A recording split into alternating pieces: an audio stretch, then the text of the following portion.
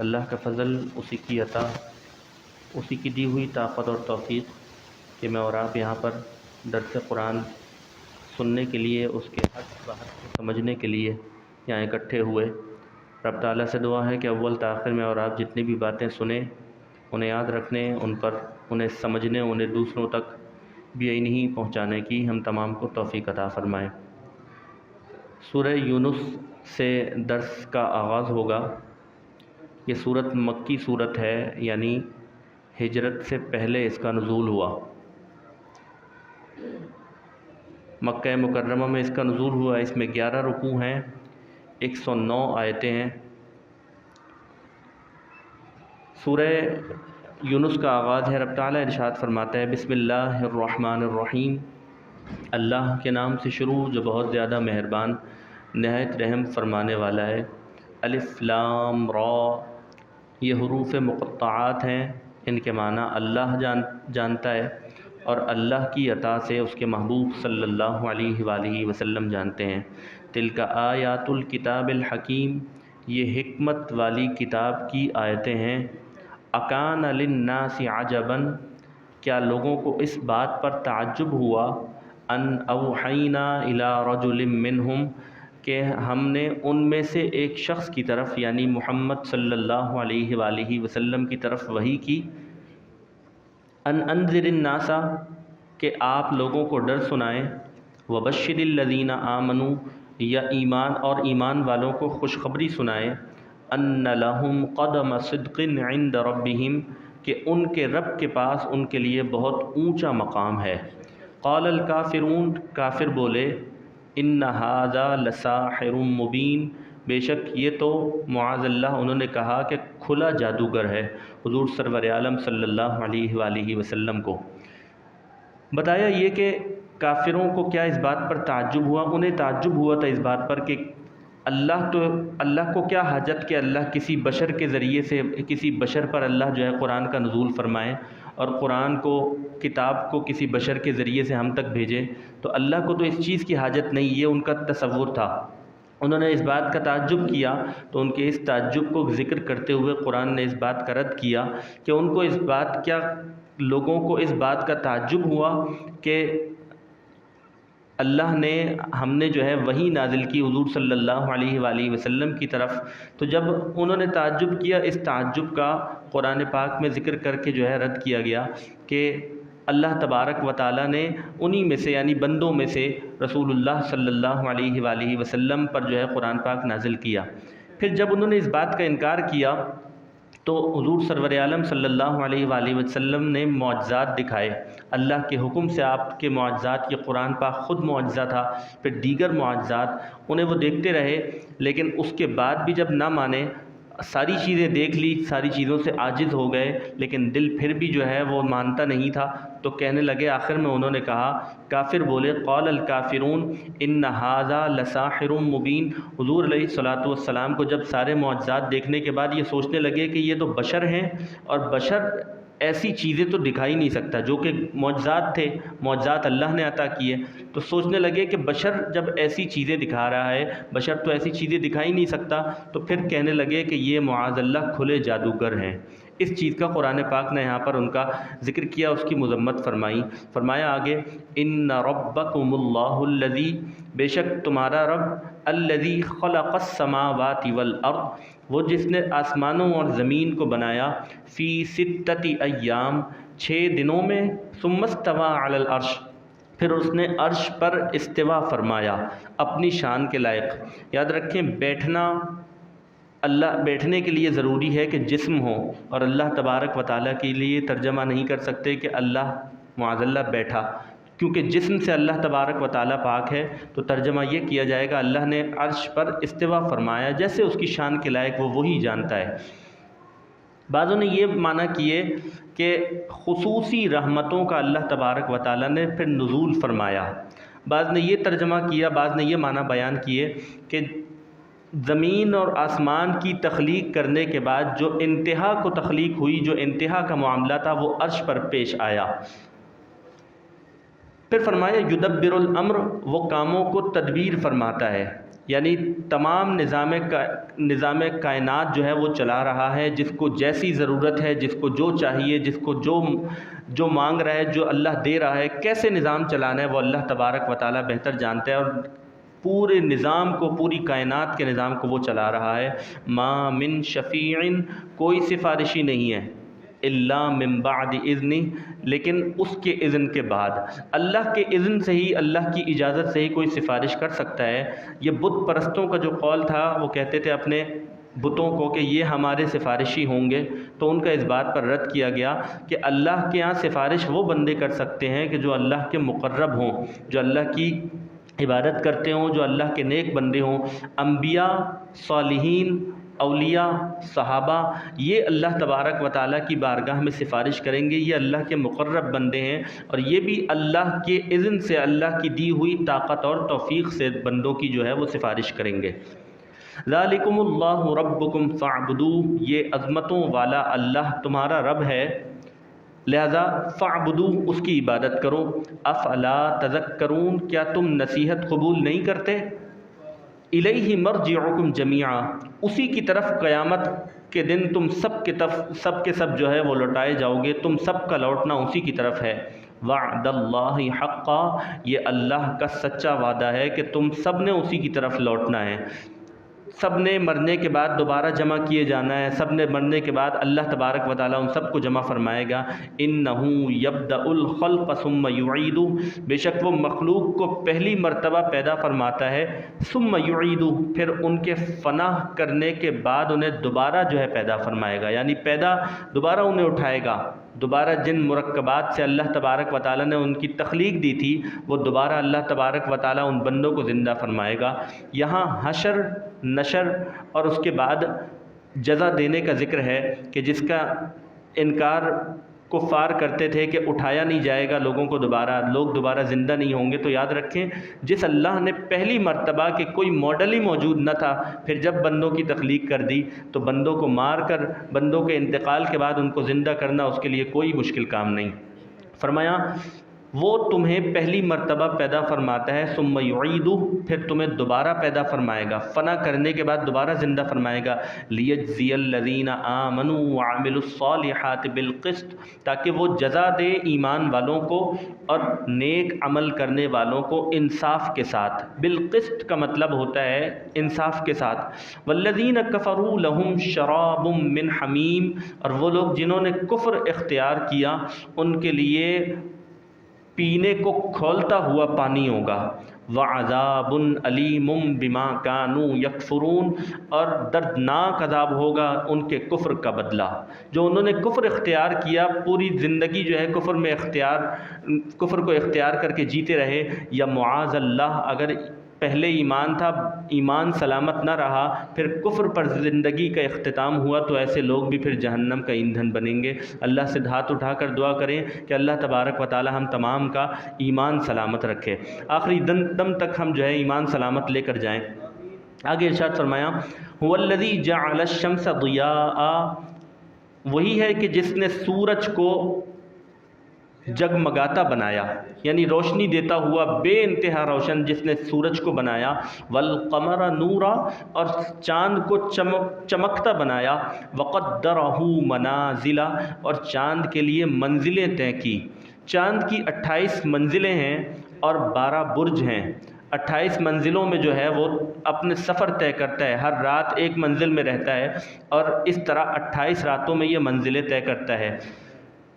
2.5 دن کے بعد دوسرا برج شروع ہو جاتا ہے، جیسے 12 برج ہیں تو 2.5 دن گزرنے کے بعد دوسرا برج آ جاتا ہے۔ اسی طرح مہینہ اگر 30 کا ہو تو 2 دن چاند چھپا رہتا ہے، اور مہینہ 30 کا نہ ہو، 30 سے کم کا ہو تو پھر چاند 1 دن چھپا رہتا ہے۔ یہ اللہ تبارک و تعالیٰ نے کیوں اتنا بہترین نظام بنایا، جو بھی پڑھا لکھا شخص ہے چاند کو دیکھ کر بھی سمجھ لیتا ہے کہ مہینہ کون سی تاریخ تقریباً کہاں چل رہی ہے تاریخ، سورج کو دیکھ کر یہ سمجھ جاتا ہے کہ وقت کہاں تک ہو چکا ہے، دن گزرنے میں کتنا وقت باقی ہے۔ کیوں کیا ایسا؟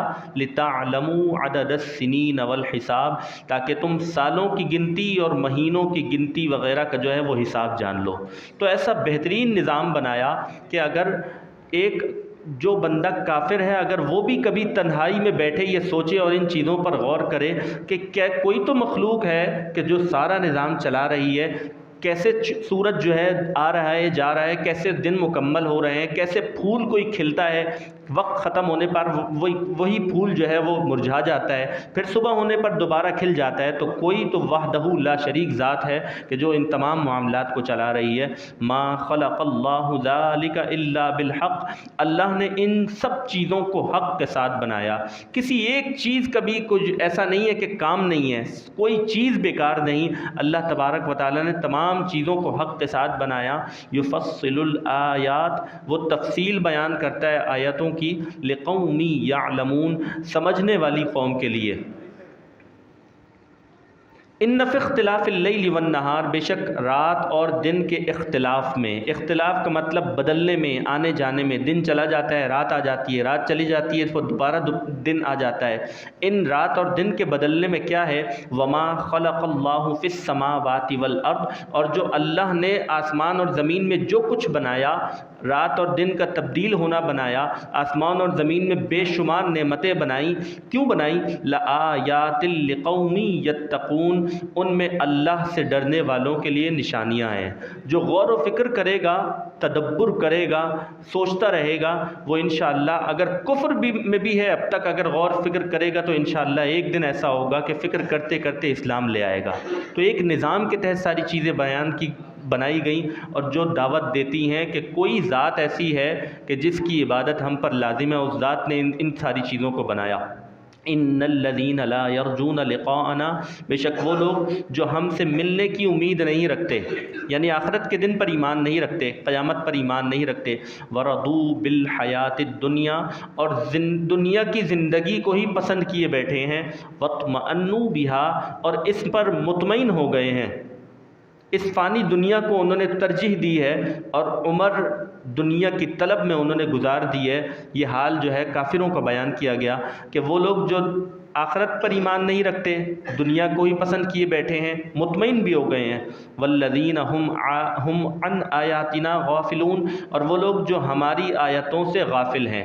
یہاں آیات سے مراد مفسرین نے فرمایا، حضرت قتادہ فرماتے ہیں کہ یہاں آیات سے مراد حضور صلی اللہ علیہ وآلہ وسلم کی ذات مقدسہ ہے اور قرآن پاک ہے، کہ وہ کافروں کی بات ہو رہی ہے کہ کافر نے ان آیتوں سے وہ غافل رہے، ان کو نہیں پہچانا، مانا نہیں، کہ وہ ہماری آیتوں سے غافل ہیں، یعنی حضور صلی اللہ علیہ وآلہ وسلم کی ذات سے اور قرآن پاک سے غافل ہیں۔ ان لوگوں کا ٹھکانہ کیا ہے؟ فرمایا اولئک مأواہم النار، ان لوگوں کا ٹھکانہ دوزخ ہے۔ کیوں؟ بما کانوا یکسبون، بسبب اس کے کہ جو وہ کرتے تھے، جیسا کیا ویسا کاٹیں گے، جو بویا وہی کاٹیں گے۔ پھر آگے انعام والوں کا تذکرہ رب تعالیٰ نے فرمایا، ان الذین آمنوا وعملوا الصالحات، بے شک جو لوگ ایمان لائے اور نیک اعمال اختیار کیے، یہدیہم ربہم بایمانہم، ان کا رب انہیں جو ہے وہ ہدایت دے گا، سیدھی راہ پر چلائے گا ان کے ایمان کے سبب۔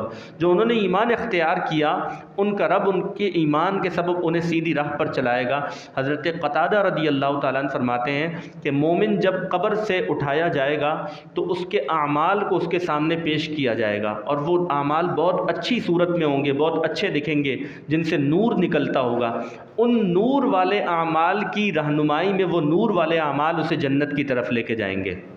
اس کے برعکس بالکل کافروں کا معاملہ ہوگا کہ ان کے اعمال ان پر بالکل سیاہی چھائی ہوگی، اور ان سیاہی کے پیچھے پیچھے چلتے چلتے وہ سیاہی انہیں جو ہے وہ جہنم میں دھکیل دے گی۔ تو اللہ تبارک و تعالی ہمیں ایمان سلامت لے جانے کی طاقت اور توفیق فرمائے، اللہ کے فضل سے ہم ایمان سلامت جو ہے وہ لے کر جائیں۔ پھر آگے ارشاد فرمایا، تجری من تحتہم الانہار، وہ جب نیکی کرتے کرتے جب جنت میں جائیں گے، اور اس جنت کا تذکرہ کیا جا رہا، جنت کیسی ہوگی کہ نعمتوں کے باغات میں جو ہے وہ نہریں بہتی ہوں گی، جن کے نیچے فی جنات النعیم، ان کے نیچے نہریں بہتی ہوں گی نعمتوں کے باغات میں۔ دعواہم فیہا سبحانک اللہم وتحیتہم فیہا سلام، جنت میں ان کی دعا کیا ہوگی؟ اے اللہ تو پاک ہے، وَتَحِيَّتُهُمْ فِيهَا سلام، اور آپس میں ملتے وقت خوشی سے کیا کریں گے؟ پہلا کلام ان کا سلام ہوگا۔ جنتیوں کے بارے میں فرمایا جب ایک دوسرے کو خوش آمدید کہیں گے تو اللہ کی تحمید، اللہ کی تقدیس بیان کریں گے، سبحان اللہ، الحمدللہ، سلام کے الفاظ ہوں گے، دعا کے الفاظ ہوں گے۔ وَآخِرُ دَعْوَاهُمْ أَنِ الْحَمْدُ لِلَّهِ رَبِّ الْعَالَمِينَ، کلام کے شروع کا بھی بتا دیا اور کلام کے آخری الفاظ یہ ہوں گے کہ الحمدللہ رب العالمین، تمام تعریفیں اللہ کے لیے جو رب العالمین ہے، تمام جہانوں کا پالنے والا ہے۔ تو اس طرح کے الفاظ ہوں گے اور اس طرح سے جنتی جو ہے ایک دوسرے کو پہچان رہے ہوں گے، جنتی ایک دوسرے کو جو ہے اچھی باتیں کریں گے اور سلام پیش کریں گے، دعائیں کریں گے ایک دوسرے کے لیے۔ ولو، یہاں پر پہلے رکوع کا اختتام ہوا۔ اللہ کریم سے دعا ہے کہ جو کچھ بھی باتیں ہم نے سنی ان پر عمل پیرا ہونے کی ہم تمام کو توفیق عطا فرمائیں۔ سورہ یونس کا دوسرا رکوع اس کا آغاز ہوا چاہتا ہے۔ رب تعالیٰ نے ارشاد فرمایا وَلَوْ يُعَجِّلُ اللَّهُ لِلنَّاسِ الشَّرَّ اسْتِعْجَالَهُمْ، اور اگر اللہ لوگوں کے مانگنے پر عذاب جلدی بھیج دیتا۔ اللہ بعض اوقات ایسا ہوتا ہے انسان پر کوئی مصیبت آئی، کسی کا انتقال ہو گیا، کسی بچے کو کچھ ہو گیا، کوئی اور مصیبت آ گئی، اگر اللہ نہ کرے کسی کے یہاں ڈکیتی ہو گئی، سب کچھ لے گئے چور، تو اس موقع پر مسلمان کیا کرتا ہے کہ جو ہے اپنے آپ کو، اپنی اولاد کو برے بھلے، یا اللہ مجھے موت دے دے، ایسا کبھی کوئی کہتا ہے معاذ اللہ، حالانکہ ایسی کوئی دعا نہیں کرنی چاہیے۔ اپنے لیے موت کی، اپنی اولاد کے لیے موت کی، اپنے خاندان والوں کے لیے، اپنے مال کے لیے، کوئی بھی ایسے برے الفاظ اور بد دعا نہیں کرنی چاہیے۔ رب تعالیٰ نے ارشاد فرمایا کہ جس طرح بندہ خیر کی دعا مانگتا ہے اور خیر کی دعا جلدی قبول کر لی جاتی ہے، وہ یہ پسند کرتا ہے کہ خیر کی دعا جلدی قبول کر لی جائے، اسی طرح اگر بد دعا کرتا ہے تو اللہ نے فرمایا کہ اگر اللہ تبارک و تعالیٰ بد دعا کو بھی جلدی قبول کر لیتا تو پھر کیا ہوتا؟ لَقُضِيَ إِلَيْهِمْ أَجَلُهُمْ، ان کی مدت پوری ہو جاتی، یعنی انہیں ہلاک کر دیا جاتا۔ کوئی بندہ بد دعا کرتا ہے کہ بھئی یہ ہو جائے، میرا ایک بچے کو کچھ ہوا یا کوئی مال ادھر ادھر ہو گیا تو بچوں کے لیے بھی بد دعائیں کرتا ہے، جسے اردو میں کہتے ہیں کوسنا اپنے آپ کو۔ تو ایسا نہیں کرنا چاہیے۔ یہاں پر کافر نضر بن حارث کے بارے میں بتایا کہ جو یہ کہتا تھا یا رب اگر یہ دین جو ہے دین اسلام تیرے نزدیک حق ہے تو ہمارے اوپر آسمان سے پتھر برسا دے۔ اس پر یہ آیت کریمہ نازل ہوئی اور بتایا گیا کہ اگر تمہیں جیسی تم اچھی دعائیں کرتے ہو وہ تمہیں مل جاتی ہیں، اگر ویسی ہی جلدی اللہ ان بد دعاؤں میں بھی کرے تو تم سب کے سب ہلاک ہو جاؤ۔ لیکن اللہ کی کرم نوازی ہے اور ہم مسلمانوں پر بھی کرم نوازی ہے، اور وہ جو کافر یہ کہا کرتے تھے ان پر بھی یہ اللہ کا بار بار اللہ موقع دیتا ہے کہ بندہ کفر کو چھوڑ کر اسلام کی طرف آ جائے۔ کیوں موقع دیتا ہے؟ تاکہ مہلت ملتی ہے، بندہ کفر کو چھوڑ کر اسلام کی طرف آ جائے۔ فرمایا کہ اگر اللہ لوگوں کے مانگنے پر عذاب جلدی بھیج دیتا جیسا کہ وہ اپنے لیے بھلائی کی جلدی کرتے ہیں، لَقُضِيَ إِلَيْهِمْ أَجَلُهُمْ، تو ان کی زندگی کی مدت پوری ہو چکی ہوتی۔ وہ یہ کہتے ہیں کہ اللہ آسمان پر سے پتھر برسا دے، اگر ایسا ہی فوراً اللہ کر دے تو وہ تو سب ہلاک ہو جائیں۔ بندہ بعض اوقات اپنے لیے مسلمان بھی بد دعائیں کرتے ہیں، یا اللہ مجھے ایسا کر دے، اب کیا زندگی کا فائدہ معاذ اللہ۔ اگر ویسے ہی کر دیا جائے، وہ قبولیت کی گھڑی ہو تو بندہ ہلاک ہو جائے۔ تو اللہ کی یہ کرم نوازی ہے، یہ مصیبتیں آتی ہیں بندوں کا امتحان لینے کے لیے۔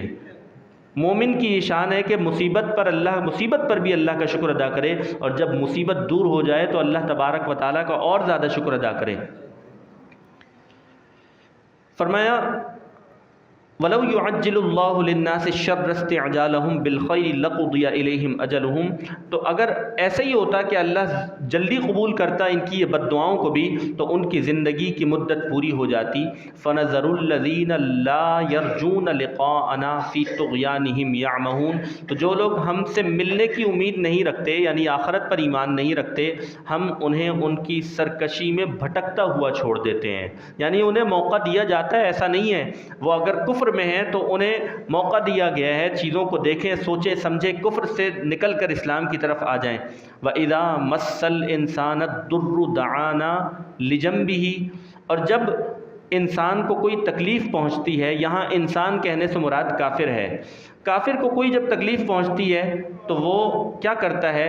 ہمیں پکارتا ہے، لِجَنبِهِ، لیٹے لیٹے، او قاعدن، بیٹھے بیٹھے، او قائمن یا کھڑے ہو کر.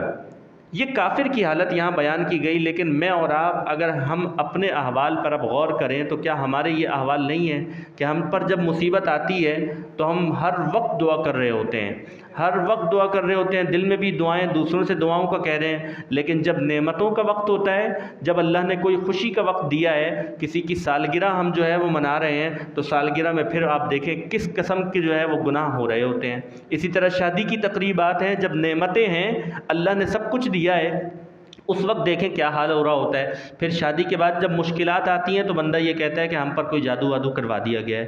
یاد رکھیں جیسے اعمال ہوں گے ویسے ہی وبال اس کا ہوتا ہے. تو اللہ کریم خوشیوں پر بھی اللہ کا شکر ادا کرنے کی توفیق دے، اور جب مشکلات آئیں تو اس پر صبر کرنے کی ہم تمام کو توفیق عطا فرمائیں. فلما کشفنا عنہ درہ، پھر جب ہم اس کی تکلیف دور کر دیتے ہیں، مر کأن لم یدعنا الی ضر مسہ، تو وہ ہمیں بھلا کر اس طرح چل دیتا ہے کہ جیسے اس نے کبھی تکلیف پہنچنے پر ہم سے دعا ہی نہ کی ہو، جیسے کوئی تعلق ہی نہ ہو. پہلے بہت اللہ اللہ کر رہا تھا، لیکن جب تکلیف دور ہو جاتی ہے تو سب کچھ بھول جاتا ہے. کذالک زین للمسرفین ما کانوا یعملون، اسی طرح مزین کر دیے گئے حد سے بڑھنے والوں کے لیے ان کے اعمال جو وہ کرتے تھے. کافروں کو برے کام کرتے تھے، کفر اختیار کرتے تھے، لیکن ان کو یہ برے اعمال بھی جو ہے اچھے لگتے تھے. اسی طرح جب مومن جب گناہ کرتے کرتے ایسی حالت اس کی ہو جائے کہ پہلے تو برا سمجھتا تھا، لیکن اب گناہ کرتے کرتے ایسی حالت ہو گئی ہے کہ اب گناہ کو گناہ ہی نہیں سمجھتا، دوسروں کو بتاتا بھی ہے یا گناہ کرتے ہوئے دل دہلاتا نہیں اس کا، تو سمجھ جائے کہ اب وہ گناہوں میں بہت آگے بڑھ چکا ہے. جس طرح کفر میں کوئی مزین کر دیا جائے، کفر والوں کو کفر نہیں لگتا، اسی طرح مومنوں کو بھی فرمایا کہ جب گناہ میں بندہ ایسا ہو جائے کہ گناہ اس کو گناہ ہی نہ لگے تو سمجھ جائے کہ میں بہت آگے گناہوں میں بڑھ چکا ہوں. پھر اس کے بعد اللہ تبارک و تعالیٰ سے توبہ کرے کہ راہ راست پر اللہ لے آئے، ورنہ پھر تباہی ہوتی ہے. وَلَقَدْ أَهْلَكْنَا الْقُرُونَ مِنْ قَبْلِكُمْ، اور بے شک ہم نے تم سے پہلے بہت سی قوموں کو ہلاک کر دیا. لما ظلموا، جب انہوں نے ظلم کیا، ظلم کرنے سے مراد جب انہوں نے کفر کیا تو ہم نے تم سے پہلے بھی بہت سی امتوں کو ہلاک کر دیا. وجاءتهم رسلهم بالبینات، حالانکہ ان کے رسول ان کے پاس روشن دلیلیں لے کر آئے تھے، سب کچھ ہوا تھا، سب کچھ دکھایا، لیکن انہوں نے ظلم کیا، کفر کیا، تو اللہ تبارک و تعالی نے انہیں ہلاک کر دیا. وما كانوا ليؤمنوا، حالانکہ وہ ایمان لانے والے تھے ہی نہیں، جتنی بھی انہیں دلیل دکھا دو وہ ایمان لانے والے نہیں تھے. کذالک نجزی القوم المجرمین، اسی طرح ہم مجرم قوم کو جو ہے وہ بدلہ دیں گے، جو کفر اختیار کرے گا اس کو اس کا بدلہ دیا جائے گا. ثم جعلناکم خلائف فی الارض من بعدہم، پھر ان کے بعد ہم نے تمہیں زمین میں ان کا جانشین بنایا، یعنی وہ قومیں گزر گئیں، اب تمہیں اس امت کو بھیجا اللہ تبارک و تعالیٰ نے. کیوں بھیجا؟ لننظر کیف تعملون، کہ ہم دیکھیں کہ تم کیسے کام کرتے ہو، تم کیسے کام کرتے ہو. تمہارے اعمال اگر اچھے ہوں گے تو تمہیں جزا کے طور پر جنت دی جائے گی، اگر تمہارے اعمال بھی چھوٹی سی زندگی میں، اس چھوٹی سی زندگی میں بھی تم نے برے اعمال کر لیے تو اس کے بدلے میں تم جہنم میں جھونک دیے جاؤ گے. وَإِذَا تُتْلَى عَلَيْهِمْ آيَاتُنَا بَيِّنَاتٍ، اور جب ان پر یعنی کفار مکہ پر ہماری روشن آیتیں پڑھی جاتی، جن آیتوں میں توحید کا ذکر تھا، جن آیتوں میں بت پرستی کی مذمت تھی، جن آیتوں میں ان بتوں کی مذمت بیان کی گئی تھی، جب ان پر ایسی آیتیں پڑھی جاتی تو کیا کہتے؟ قال الذین، کہتے وہ لوگ، لا یرجون لقاءنا، جو ہم سے ملنے کی امید نہیں رکھتے تھے، یعنی آخرت پر ایمان نہیں تھا ان کا، قیامت پر ایمان نہیں تھا. جب ان مشرکین کے سامنے قرآن پاک کی تلاوت کی جاتی، ان آیتوں کی تلاوت کی جاتی، تو وہ کہتے لقاء نأتی بقرآن غیر ھذا او بدل، کہ آپ اس کے سوا کوئی اور قرآن لے آئیں. یہ قرآن ایسا ہے، کفار کی ایک جماعت حضور صلی اللہ علیہ وآلہ وسلم کے پاس آئی اور کہنے لگی کہ یہ قرآن ایسا ہے کہ جو ہماری بتوں کی مذمت بیان کرتا ہے، ہم آپ کے قرآن کو ماننے والے بن جائیں گے، لیکن ایسا قرآن لائیں کہ جس میں بتوں کی مذمت نہ ہو، جس میں بت پرستی کی جو ہے مذمت نہ ہو. تو انہوں نے کہا کہ یا تو اس کے علاوہ کوئی کتاب لے آئیں، او بدل، یا اسی کتاب کو آپ تبدیل کر دیں. انہوں نے ایسا کیوں کہا؟ یا تو مذاق اڑانے کی بنا پر کہا، یا اس لیے کہا کہ اگر حضور صلی اللہ علیہ وآلہ وسلم اسے تبدیل کر دیں گے تو یہ تو اللہ کی کتاب ہوگی ہی نہیں، اگر اسے تبدیل کر دیں گے تو ہمیں سمجھ میں آ جائے گا کہ یہ اللہ کی کتاب نہیں بلکہ ان کی اپنی بنائی ہوئی کتاب ہے۔ لیکن اللہ تبارک و تعالیٰ نے کیا ارشاد فرمایا، قل اے محبوب آپ فرما دیجئے، ما یکون لی ان ابدلہ من تلقاء نفسی، یہ حق نہیں پہنچتا مجھے کہ میں اسے اپنی طرف سے تبدیل کر دوں، مجھے کیا حق ہے؟ یہ اللہ تبارک و تعالیٰ کا دیا ہوا کلام ہے، اس میں بتوں کی مذمت ہے، توحید کا ذکر ہے، حقانیت کا بیان ہے، سچائیت کا بیان ہے، مجھے کوئی حق نہیں پہنچتا، جیسا اللہ نے نازل کیا ویسا میں تم پر بیان کرتا ہوں۔ ان اتبع الا ما یوحى الی، تو میں تو اسی کی پیروی کرتا ہوں جو مجھ پر وحی کی جاتی ہے۔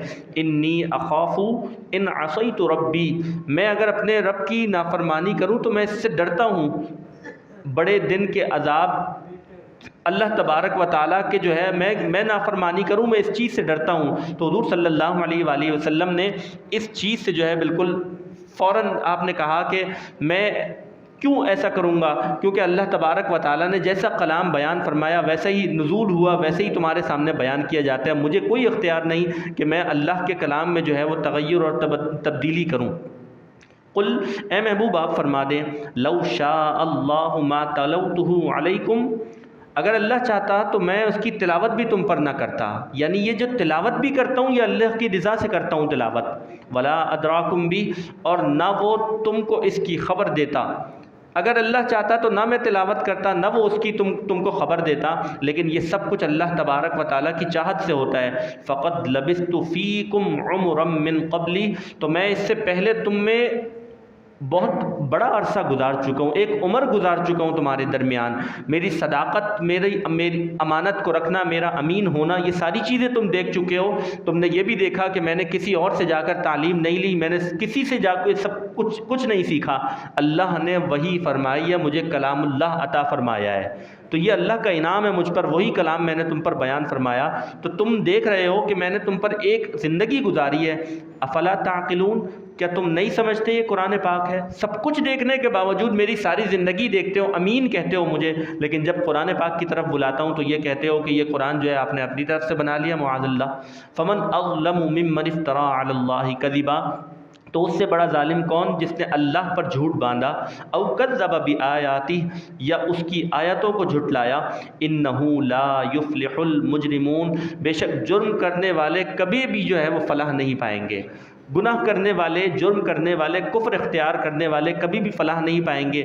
اگر کوئی ظاہری صورت دکھتی بھی ہے کامیابی کی، بالآخر وہ نقصان ہی اٹھائیں گے اس کا۔ وَيَعْبُدُونَ مِن دُونِ اللَّهِ، اور وہ عبادت کرتے ہیں اللہ کو چھوڑ کر، کس کی؟ مَا لَا يَضُرُّهُمْ وَلَا يَنْفَعُهُمْ، ان کی عبادت کرتے ہیں کہ جو نہ انہیں نقصان پہنچا سکتے ہیں نہ کوئی نفع دے سکتے ہیں۔ یہ بت، ان کی کیا حیثیت ہے کہ تمہیں نقصان یا نفع دیں؟ وَيَقُولُونَ هَٰؤُلَاءِ شُفَعَاؤُنَا عِندَ اللَّهِ، اور وہ کہتے ہیں کہ یہ اللہ کے ہاں ہمارے سفارشی ہیں دنیاوی امور میں، کیونکہ آخرت کا تو وہ انکار کیا کرتے تھے، دنیاوی معاملات میں یہ ہمارے معاملات اللہ سے سفارش کرتے ہیں، یہ ان کا عقیدہ تھا جس کا رد کیا گیا۔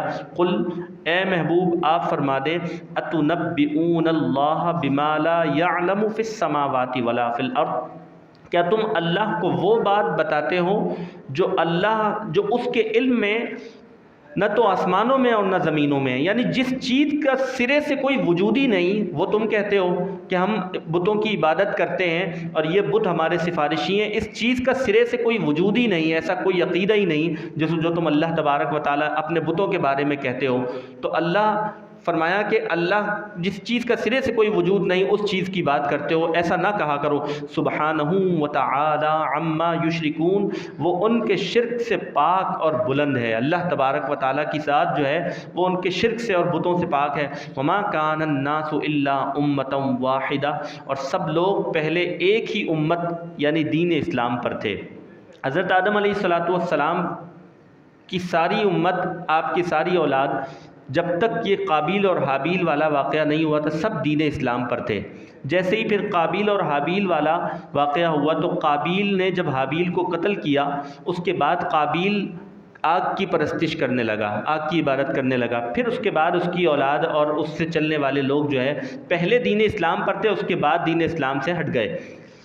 یا ایک روایت یہ بھی ہے، یہ بھی بیان کیا جاتا ہے کہ حضرت نوح علیہ السلام کی اولاد تک، کیونکہ اس کشتی میں 72 یا 78 بندے تھے اور اس سے پہلے سارے کافروں کو ہلاک کر دیا گیا تھا۔ جتنے لوگ کشتی میں تھے وہ سب کے سب ایمان والے تھے۔ تو نوح علیہ فرمایا کہ یہ بھی ہو سکتا ہے، یہ بھی مراد ہے کہ حضرت نوح علیہ السلام تک بھی جتنے لوگ تھے وہ سارے دین اسلام پر تھے۔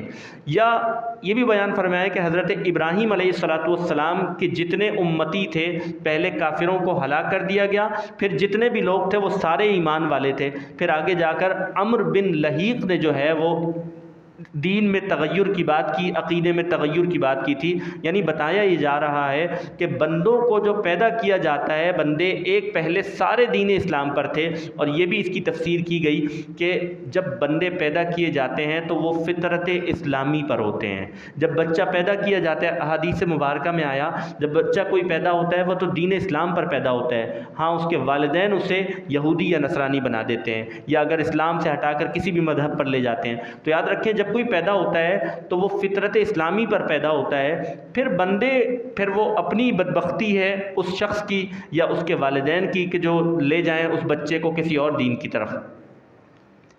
فاختلفوا، پہلے دین اسلام پر سارے تھے، پھر اب مختلف ہو گئے۔ ولولا کلمۃ سبقت من ربک، اور اگر آپ کے رب کی طرف سے پہلے ایک بات نہ ہو چکی ہوتی، لقضی بینہم، تو ان کے درمیان ان کے اختلاف کی وجہ سے، لقضی بینہم فیما فیہ یختلفون، تو ان کے درمیان ان کے اختلافوں کا فیصلہ یہی دنیا میں ہو گیا ہوتا۔ رب تعالیٰ کی کیا بات ہے؟ اس سے مراد رب تعالیٰ کی وہ بات ہے کہ میری رحمت میرے غضب پر غالب ہے، اس لیے مجرموں کو ڈھیل دی جاتی ہے۔ اللہ تبارک و تعالیٰ نے جب تک ڈھیل دی ہوئی ہے تب تک جو ہے مہلت ہے، لیکن جب اللہ تبارک و تعالیٰ اس کی پکڑ فرما لے گا اس کے بعد بندوں کو کہیں جانے کا موقع نہیں ملے گا۔ فرمایا وَيَقُولُونَ لَوْلَا أُنزِلَ عَلَيْهِ آيَةٌ مِّن رَّبِّهِ، اور کفار مکہ کہتے ہیں کہ رسول پر ان کے رب کی طرف سے ہماری منہ مانگی نشانی کیوں نہیں اتاری گئی۔ یہ کفاروں کا طریقہ ہے، کافرین کا طریقہ ہے کہ جب اتنی بڑی بڑی نشانیاں اتار دی گئیں پھر بھی وہ بار بار نشانیوں کا ذکر کرتے ہیں، بار بار دلیلوں کا ذکر کرتے ہیں۔ کیوں؟ تاکہ جب سننے والا سنے تو اسے لگے کہ ہاں یہ جس چیز کا مطالبہ مسلسل کر رہے ہیں وہ ہوا ہی نہیں ہے، تبھی تو یہ مطالبہ کر رہے ہیں۔ تو یہ کافروں کا ہمیشہ سے یہ طریقہ رہا ہے۔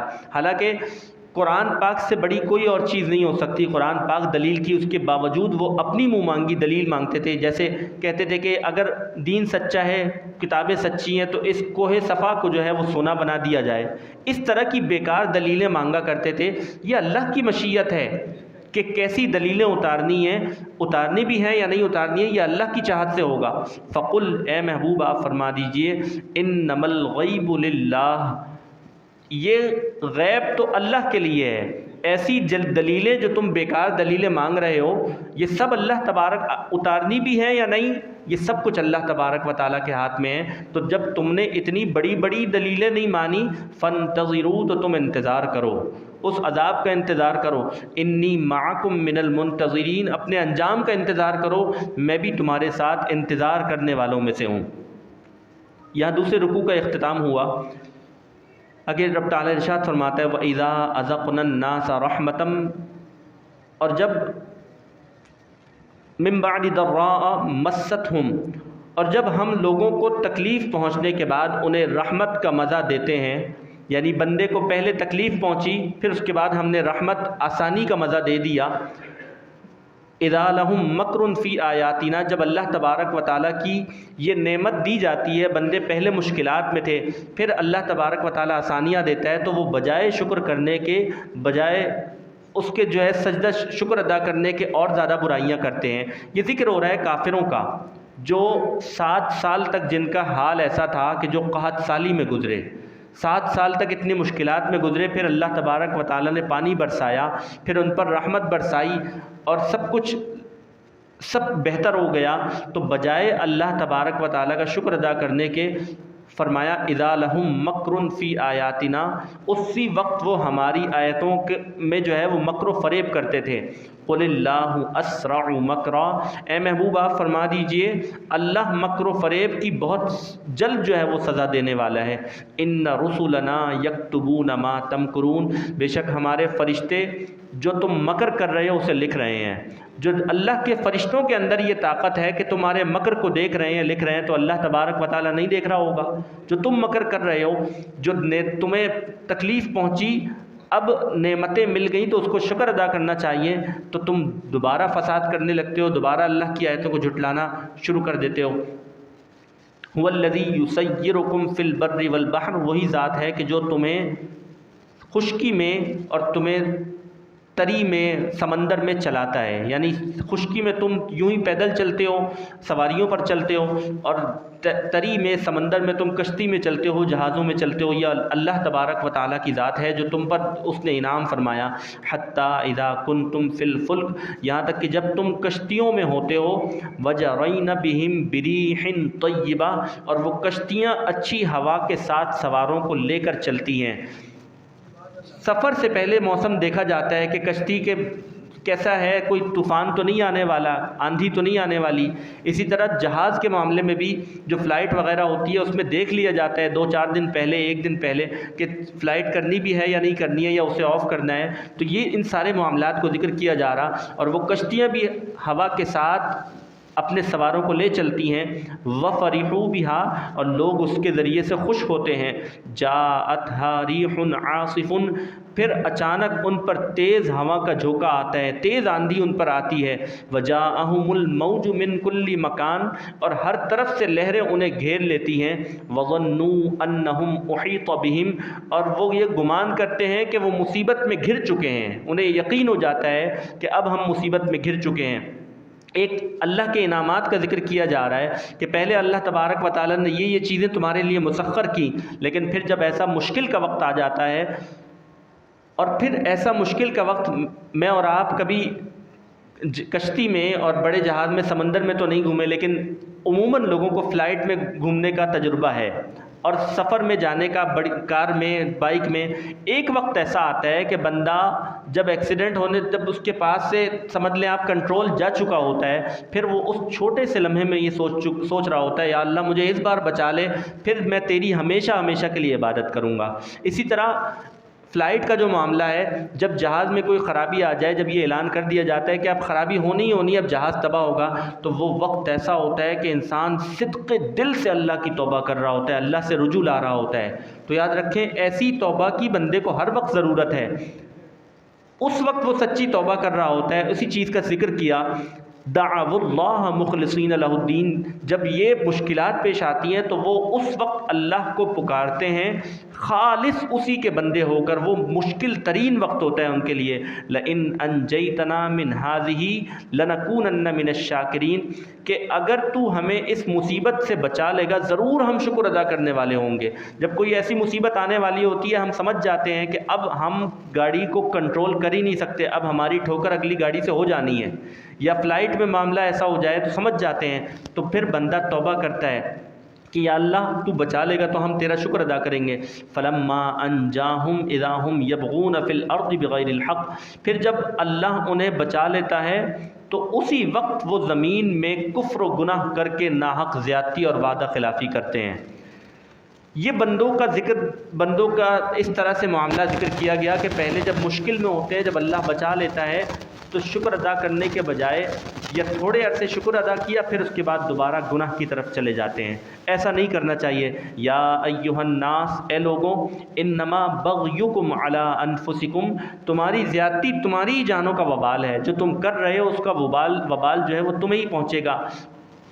متاع الحیات الدنیا، دنیا کی زندگی کا کچھ فائدہ اٹھا لو۔ ثم الینا مرجعکم، پھر تم سب نے میری ہی طرف لوٹنا ہے۔ فننبئکم بما کنتم تعملون، تو اس وقت تمہیں ہم سب خبر دیں گے تمہارے کرتوتوں کی۔ جو تم کرتے تھے، برائی کرتے تھے، تو برائیاں بھی بتا دی جائیں گی، اور جو تم اگر اچھائیاں کرتے تھے ان اچھائیوں کو بیان کر دیا جائے گا۔ آگے دنیا کی زندگی کا کی مثال بیان کی جا رہی ہے کہ دنیا کی زندگی کیا چیز ہے۔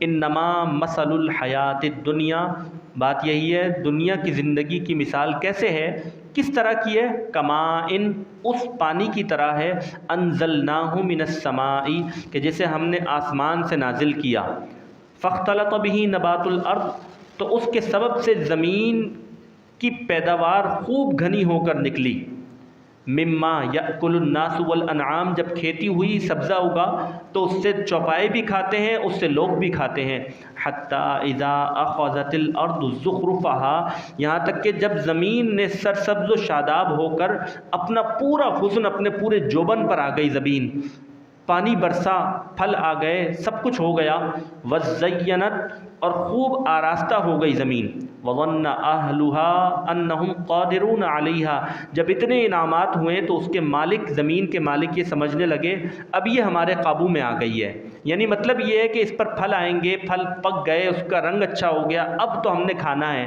اب کچھ بھی نہیں ہے، اب جو ہے اب ہمارے پاس ٹوٹ کر آ جائیں گے، ہم توڑ لیں گے، اب ہم نعمتوں سے مزہ لیں گے۔ لیکن آگے کیا ہوتا ہے، فرمایا اتاہا امرنا لیلا او نہارا، ہمارا عذاب رات میں یا دن میں آ گیا۔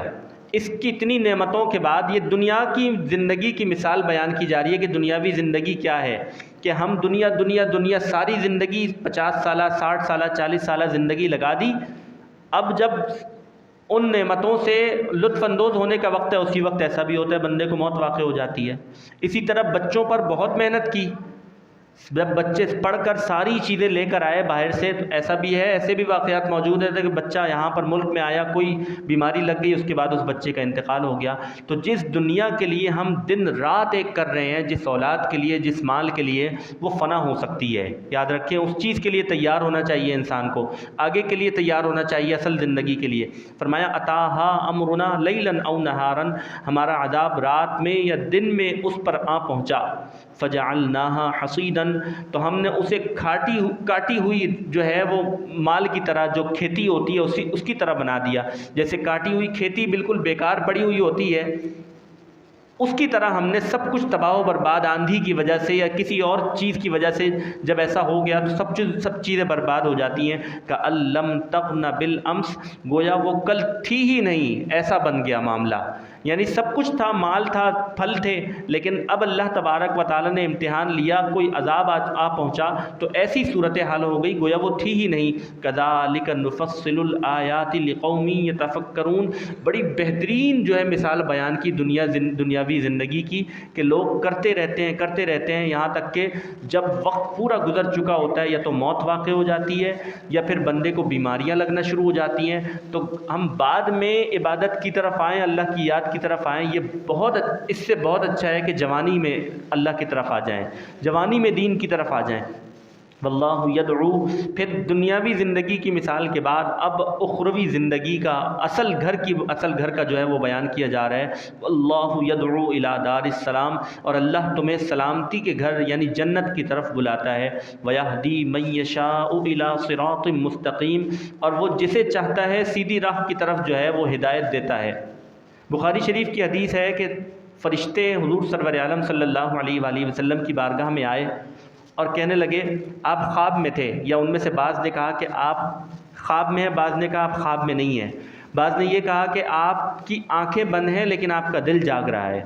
پھر بعض فرشتوں نے کہا کہ کوئی مثال بیان کی جائے، تو مثال یہ بیان کی گئی کہ ایک بندہ گھر بناتا ہے، اس گھر میں بہت بہترین گھر بناتا ہے، پھر گھر میں اندر بلانے کے لیے کسی دوسرے بندے کو بھیجتا ہے کہ لوگوں کو بلا کر لاؤ اس گھر میں، تو اس گھر پھر بتایا کہ اس مثال کی تطبیق کیا ہوگی، فرمایا کہ جس گھر کو بنایا گیا وہ جنت ہے، جو بلانے والے ہیں وہ رسول اللہ صلی اللہ علیہ وآلہ وسلم کی ذات ہے، جو آنے والے ہیں جن کو گھر میں آنا نصیب ہوگا وہ مومن اللہ کے بندے ہیں، جنہوں نے زندگی جو ہے اچھے انداز میں گزاری ہوگی، وہ اس گھر میں بھی داخل ہوں گے، نعمتوں سے لطف اندوز بھی ہوں گے، اور جنہوں نے زندگی کفر میں گناہوں میں گزاری ہوگی وہ نہ اس گھر میں داخل ہو سکیں گے، نہ اس کی نعمتوں سے لطف اندوز ہوں گے۔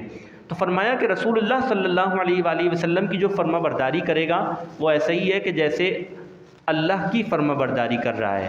تو اللہ نے بلایا، رسول اللہ صلی اللہ علیہ وآلہ وسلم نے بلایا، یہ ایسے ہی ہے کہ جیسے اللہ تبارک و تعالیٰ نے بلایا للذین احسنوا الحسنى وزیادہ، نیکی کرنے والوں کے لیے حسنہ ہے۔ حسنہ کا مطلب یہاں پر فرمایا جنت ہے، وزیادہ اور دیدار الہی ہے۔ اب آپ دیکھیں جو نیکیاں کرتا رہے گا، جس نے زندگی اچھے انداز میں گزاری ہوگی، بیان فرمایا احادیث میں کہ رب تعالیٰ ساری نعمتیں دینے کے بعد بندوں سے کہے گا اب اور کوئی انعام کروں تم پر، کوئی اور مزید انعام کروں؟ یہ جنت والے کہیں گے یا اللہ تو نے ہمارے رنگ روشن کر دیے، تو نے ہمیں جنت میں ڈال دیا، تو نے ہمیں دوزخ سے نجات دے دی، تو نے سارے انعامات تو کر دیے، اب کون سا انعام ہے؟ تو اب وہ پردہ ہٹا دیا جائے گا جس کا وعدہ کیا گیا تھا، جس دیدار الہی کا وعدہ کیا گیا تھا وہ دیدار الہی کروایا جائے گا۔ اور جنتیوں کے لیے اس سے بڑی اور کوئی نعمت نہیں ہے کہ جب دیدار الہی کروایا جائے گا۔ تو فرمایا کہ نیکیاں کرنے والوں کے لیے حسنہ ہے یعنی جنت ہے، وزیادہ مفسرین نے فرمایا زیادہ سے مراد یہاں دیدار الہی ہے۔ ولا یرحق وجوہہم قطر ولا ذلہ، اور ان کے چہروں پر نہ سیاہی چھائے گی نہ ذلت۔ جنتیوں کے چہرے پر کوئی سیاہی نہیں ہوگی بلکہ نور سے چمکتا ہوگا چہرہ، کیونکہ ذلت اور سیاہی تو مقدر ہے جہنمیوں کا۔ اولئک اصحاب الجنہ، یہ روشن چہرے والے کون ہوں گے؟ یہ جنتی لوگ ہیں، ہم فیہا خالدون، وہ اس میں ہمیشہ رہیں گے۔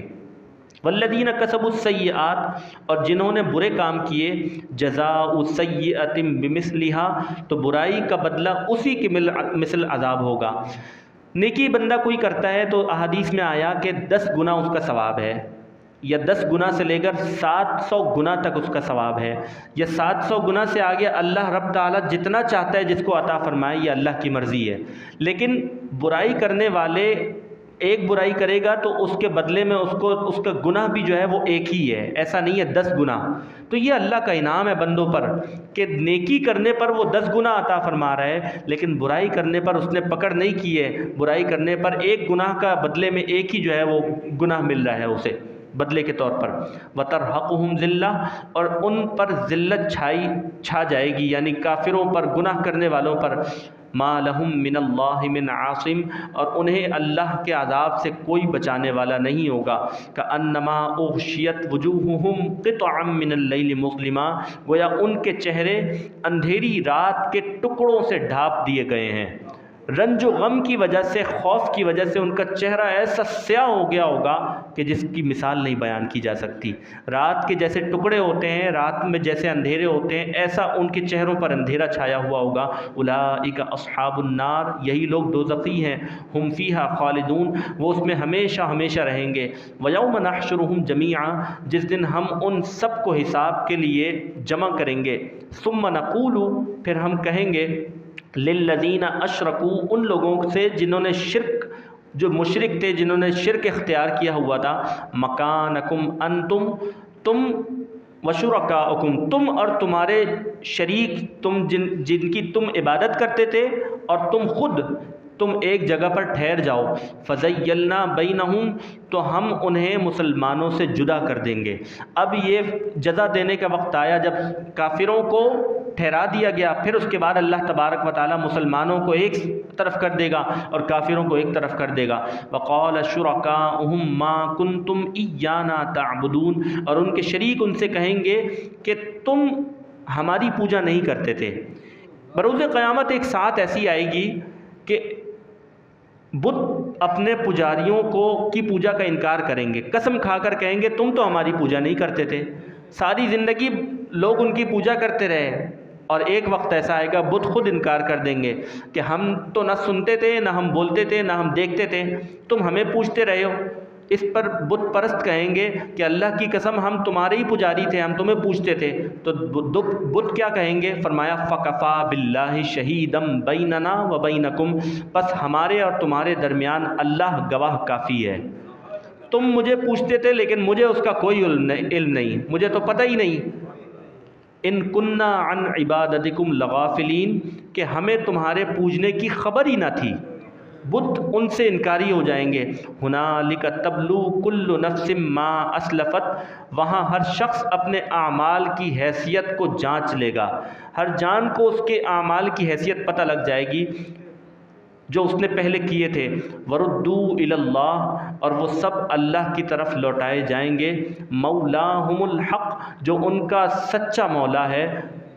وضل عنہم ما کانوا یفترون، اور ان کی سب من گھڑت باتیں ان سے گم ہو جائیں گی، جن کو شریک مانتے تھے وہ بھی گم ہو جائیں گے، وہ ان کی مدد سے انکار کر دیں گے، وہ یہ بھی کہہ دیں گے کہ تم ہماری پوجا نہیں کرتے تھے۔ گویا جس چیز کو وہ اپنا مددگار سمجھتے تھے، ساری چیزیں ان سے گم ہو جائیں گی۔ اللہ کریم سے دعا ہے کہ ہمیں ایمان، اللہ تبارک و تعالی ہمارا ایمان آخر وقت تک سلامت رہے۔ یہ بہت بڑی نعمت ہے کہ بندہ مومن کا ایمان آخری وقت تک سلامت رہ جائے۔ بزرگان دین سے جب یہ پوچھا جاتا کہ خوشی کا وقت کیا ہوگا، شادی کا وقت کیا ہوگا، یعنی خوشی کا وقت، تو وہ کہتے ہیں ہماری خوشی کا وقت تو اسی وقت ہوگا کہ جب ہم ایمان سلامت دنیا سے لے کر چلے جائیں گے۔ یہ بہت بڑی نعمت ہے۔ گناہ کر کے بھی، گناہ بھی بعض اوقات بندے کو لے جاتے ہیں کفر کی طرف، آخر وقت ایسا مشکل ہو جاتا ہے کہ کفر اختیار کر لیتا ہے بندہ۔ اللہ کریم ہمیں ایمان سلامت لے جانے کی طاقت اور توفیق ہم پر ایسا فضل فرمائے کہ ہم ایمان سلامت رہ جائیں۔ اللہ کریم سے دعا ہے جتنی بھی باتیں ہم نے سنی ان پر عمل پیرا ہونے کی ہم تمام کو توفیق عظیم عطا فرمائے۔ وما علیہ